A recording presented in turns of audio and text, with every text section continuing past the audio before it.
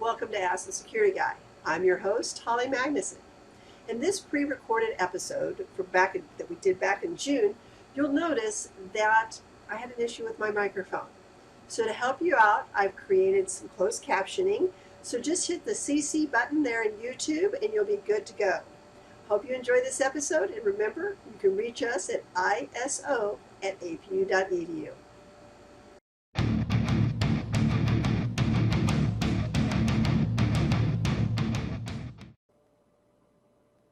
Welcome to Ask the Security Guy. I'm Holly Magnuson, and this is episode number 59, pre-recorded for August 2020.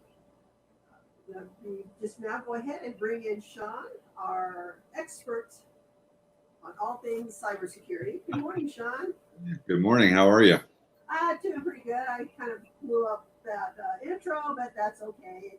It's real, right? And we'll be forgiven. Yes, thank you. As a reminder, before we kick off and start this show, so if you haven't, subscribe to the channel.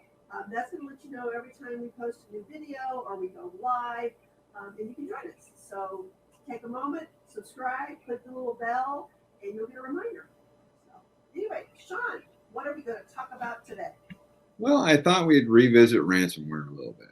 Oh, everyone's favorite thing. Yeah.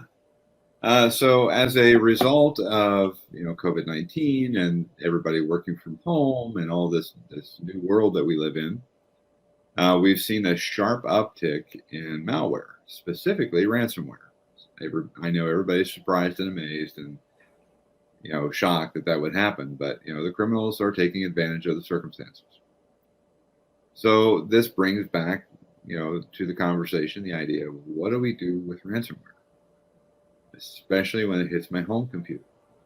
So for a lot of people in this new paradigm, they're using home computers to perform work functions, or they're sharing devices, or they're in all kinds of different scenarios in their home. And not everybody has the luxury of having dedicated equipment, which makes it even more risky because now you don't know who's clicking on what computer. So ransomware, let's recap what ransomware is. Ransomware is a virus or a Trojan or some form of malware that gets into your computer and it encrypts all of your data files. So what it does is it gets in there, but it leaves the operating system intact. So Windows, Mac, whatever, it leaves it running. Now, the reason it leaves it running is because they want you to have a working machine so that you can pay them. It's all about the money. It's all about the money. And some of these guys the older ones had a customer service forum where you could go and you could get help figuring out how to decrypt your stuff once you had paid the ransom.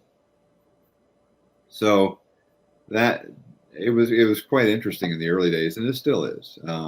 But now it's a little less novel than it was when this first came out. So all of your Word documents, your Excel spreadsheets, your PowerPoint files, your music files, all of that encrypted so that you can't get access to them. Now, what makes it worse is they're using standard encryption tools that already exist on your computer. So this is world-class encryption that is not broken easily, and they're using good techniques to make sure that the key generation and all of the stuff that makes a cryptographically secure file secure. The problem is they've secured it against you, and they have the keys to the kingdom now. So that's all fun and good. And it comes in primarily through email, although there are others that have been relayed via a web page download, or in some cases, actually pretty rare cases, a web page link, or embedded in a web page that you just opened. Those are kind of too many of what those are referred to as drive-bys, right?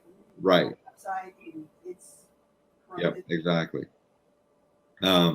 Those are kind of edge cases because you have to have a certain version of the operating system, a certain version of the browser, and they have to be broken in very specific ways and certain patch levels. That it's not that it's unlikely, but there has to be a combination of things come together, and that's more complicated. The traditional way of ransomware being propagated is somebody clicked on something. And when they clicked on something, it turned loose on the network because now it's inside your network. So different organizations have different level of security controls. Some don't allow hosts to talk to each other. That prevents massive spread. But other organizations are quite permissive in how they operate for a variety of reasons. There can be legitimate reasons for having a permissive network security stance. When we're talking about people's homes, by default, the network security stance at home is wide open inside the network, inside the home. Because we all have devices that we want to be able to talk to. We have our Chromecast and our Internet of Things and our refrigerator that maintains a grocery list for us, and the toaster and the coffee maker and whatnot else is has this wireless connection to it these days. All of those are avenues into your home network. And from there, different ways of spreading ransomware exist. So, I mean, we're not going to talk about Internet of Things security because, well, there is none. That's a whole different episode. Well, yeah. Internet of Things security is a contradiction in terms, is what that is. No soapboxes. Let's just move on. We'll dig into that another time. So that's ransomware. ScareWare is a variation of ransomware, and this is cute because what ScareWare does is it throws up this screen on your page that you can't get rid of, and it says your files are encrypted. You have to pay me this ransom. Contact me here and pay in Bitcoin. It's a hoax because if you can kill off that screen, which isn't that hard to do, you just have to have an antivirus that knows what to do, or someone reasonably skilled with an offline antivirus scanner that will usually remove it. And then what you find is that nothing actually changed on your computer. ScareWare, again, plays on fear and perception and is effective and requires less effort from the bad guys to work, because they don't have to actually go through and maintain an infrastructure of handling encryption keys and all of that stuff. They just scare you into believing they did. Then you send them money and they magically send you some decryption code, which doesn't work. And, then you're stuck anyway, and now you're out $500. Then you got to probably pay another $200-300 to have somebody, remove the virus from your computer. Unless you know somebody, neighbor's teenage kid, something like that. Yeah. Well, what can we do to kind of prevent this kind of ransomware or ScareWare from happening? Well, so prevention is the thing that we keep talking about. Don't click on links that you don't trust. If you're going to click on a link, hover your mouse over it and look at where it's actually going first. If you have a Word attachment or a PDF from somebody you don't know, or you got someone from somebody you do know, but the language looks really weird in the email, you might not want to open it. Or, in our case, here at APU, send it to iso@apu.edu or spam at apu.edu. We love that stuff. Oh, yeah. We love it. And, email address. I love it when people send me, infected files and those kinds of things. And I'm not joking. People think I'm being sarcastic. I tear this stuff apart to see how it works. So for me, it's fun. Yes. He has some weird habits, folks, and that's one of them. But please send those to him. And when in doubt, send it to him. And I've even done that because I don't have the setup that would allow me to test it.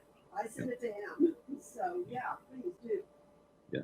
So spam at APU goes to the support center and then gets routed to Holly and I. And we both take a look at it. And if Holly's not comfortable with it, she kicks it over to me. Or if I'm, find something that's really, quite interesting, I'll just take it. And we'll get back to you, pretty quickly. The nice thing about that is you're guaranteed to get a response. You're sending it to a trusted location. We set this up to be a secure spot to send bad stuff. So make use of it. The tool exists there for you. And it's not just APU stuff.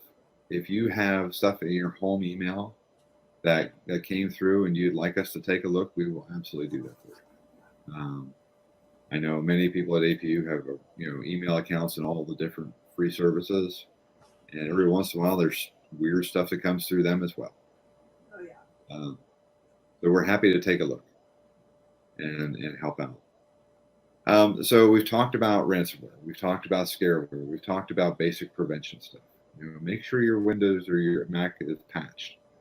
The idea that Mac machines can't get viruses is a lie. They can. And the numbers are growing actually. Malware exists for both platforms. There is malware for phones out there now. So make sure that when those updates are available, that little pop-up comes up on your screen. Listen to it, apply the update, deal with the reboot.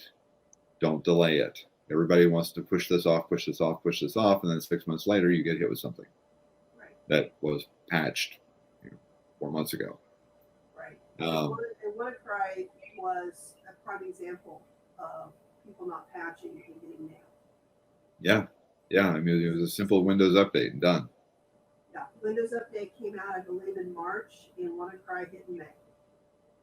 And people who had patched got hammered. So make sure your computers are up to date, whatever they are, and your devices as well. Your iPads, your Android tablets, your Android phone, your whatever. Yeah, all your devices. If you have a device, make sure it's running the latest software.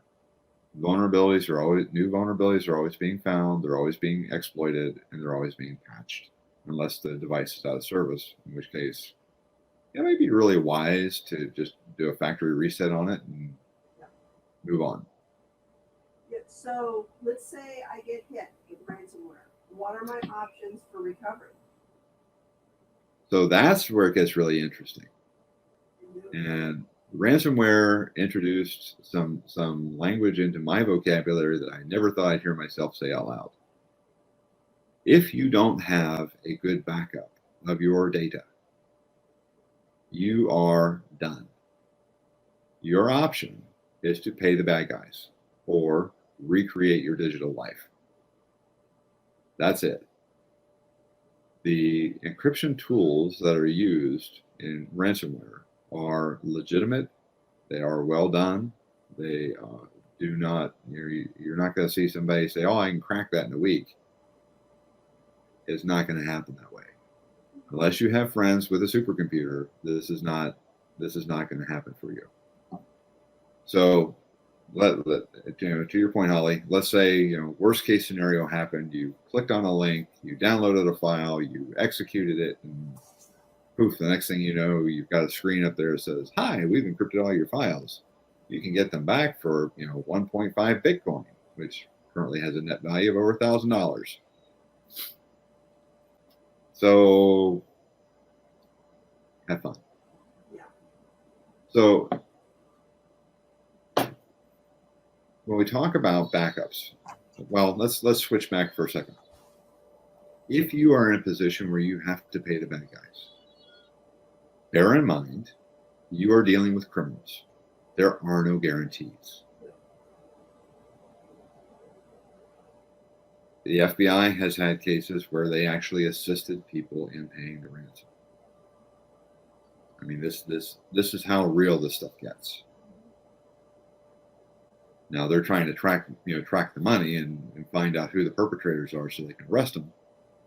But so they have different motivations than most. But there have been a number of well-known, very public organizations that have just had to pay the ransom, and that's just how it went.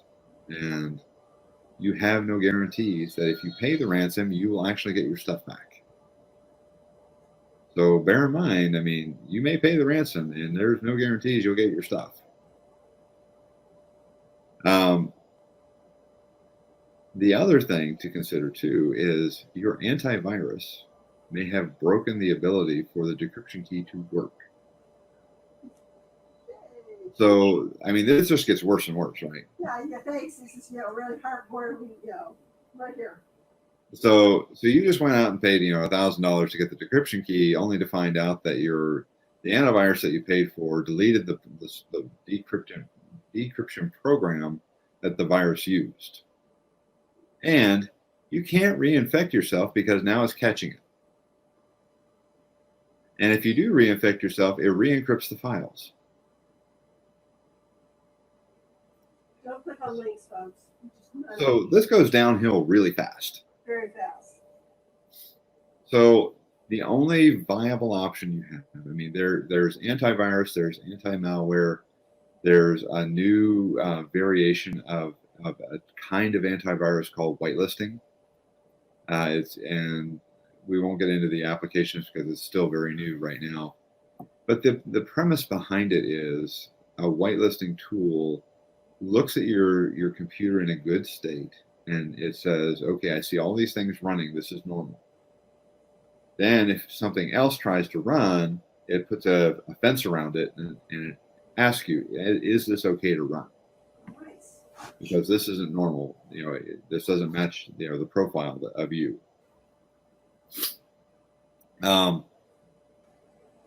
Nothing's 100%, especially with ransomware, because it's using valid onboard operating system tools.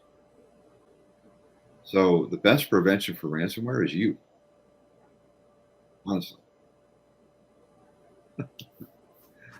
So now, contingency plans. I am a huge fan of plan A, B, C, D, E, F, and G. I have backup plans for my backup plans. I know there are psychological problems there. I'm aware of. Yeah, let's talk about those. Backup plans to your backup plans. What's the best one to have? And I think So there's your backup to your backup plan. Right. So the single largest recovery tool that is generally 100% effective is a personal backup. Now, if you take a USB hard drive and hook it up to your computer and leave the backup just connected and running all the time, that's not going to do it, because ransomware specifically looks for connected devices like that and encrypts them too. What you need is what's called an offline backup. Now, that can take a variety of forms. That can be a hard drive. You have a portable hard drive, and you hook it up, you let the backup run, and then you disconnect it and put it in a drawer. And you do that once a week. Okay? That's a very manual process. Not everybody is going to be able to do that or have that kind of consistency, but it works. Because if ransomware hits your computer, it's not going to be able to cross the air gap into the drawer. So in that case, what you would do is you would get your computer repaired, get the virus removed, and then just recover your files. If that's not an option for you, there are commercial tools that also offer solutions. And we're just going to name a couple here, but there's far more. So don't think this is an exclusive list. Carbonite. Or sponsoring any of these. None of these are sponsors. No, these are free plugs. None of these are paying us. Carbonite has been out there a long time. They've got a pretty good platform. And what they do is a secure back end, actually. Your data is encrypted on their end, but in a way that is positive, not negative. And it's encrypted in transit. Backupify. Typically, Backupify looks at cloud data already. But with things like Google Backup and Sync, you run the risk of all of your Google files, if you have that installed, being encrypted locally and then that being synced up to the cloud. So you kind of get a double whammy there. Backupify takes backups of your cloud data, like Google and Dropbox and a few others. These are both paid services. And then the last one is Backblaze, which is just another one that we're familiar with. Again, it's a good secure tool. But all of these offer you backups that are disconnected from your computer. and cannot be attacked by ransomware directly. So, and to date, we haven't found anything that is intelligent enough to crawl through your account settings and get these backups. That doesn't mean it won't happen. It just means it hasn't happened yet. Let's not even think about those things. You can't help yourself. You have to always think about these things. Yeah. So really, I mean, with ransomware, especially with its resurgence, there's two major protections. One is just your intellect. Watch what you're clicking on. Be cautious. Be skeptical. Look at what look at it, investigate it, research it, or send it to us, and we'll research it for you. And then plan, as a secondary level, always have a backup for your stuff. Because if you do, it could save you a ton of grief. An example that just hit me recently as I was thinking about it. I have gigs and gigs and gigs and gigs of family pictures that are all in digital format. Now, they're backed up in multiple locations. But as I was looking at one of my computers the other day, I was realizing, wow, if ransomware got on this device, that is years of memories gone. That cannot be replaced. That's huge. And that's true for a lot of us. We have intellectual work that we've done. We have music that's precious to us. There's home videos that are precious to us. There are work-related files that are irreplaceable.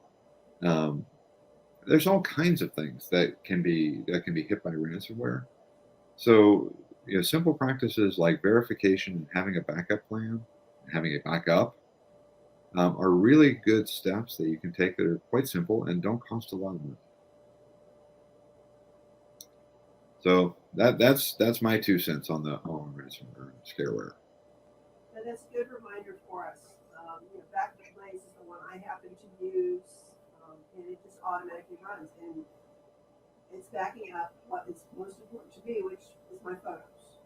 So there's a few other things that I have it back up. The other stuff, if I lose it, oh wow. But my photos, Exactly. Huge. Yep. With that, I will remind everyone, if you've got questions, comments, please feel free to reach out to us at iso@apu.edu. We will get to you as quickly as we can. By the time this airs, Sean may not, he may be on leave by that point.